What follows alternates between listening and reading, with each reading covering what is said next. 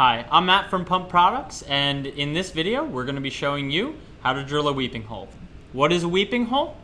A weeping hole is simply a horizontally drilled hole 1/8 to 1/4 inch in diameter that reduces pressure by evacuating trapped air and allowing water to enter back into the pump.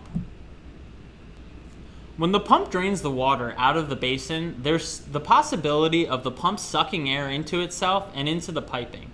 If this air is allowed to remain in the system, it can cause the pump to become air-bound.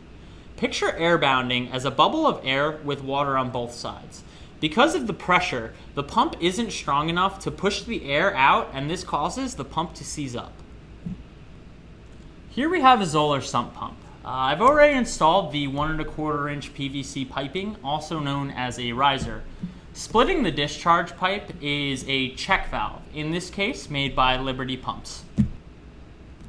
The check valve has a flap inside that opens in one direction, allowing water to pass through in that direction.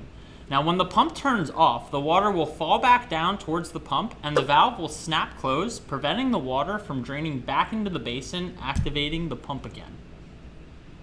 This valve snapping action actually creates a pretty annoying clunking sound that can reverberate through the piping. Now, Pro Series actually makes a check valve with an extra air chamber that helps silence this noise. Without a check valve, the pump will cycle on and off continuously, causing the pump to burn out. Now, make sure you have a Fernco or no hub joint, also referred to as a slip joint or quick disconnect joint, to allow for easy repair and replacement instead of having to cut the piping.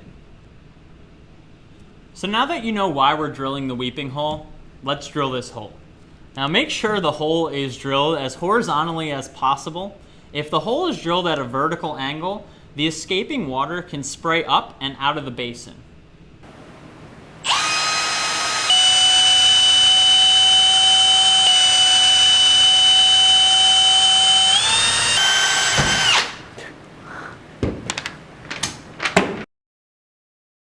There you have it, a weeping hole.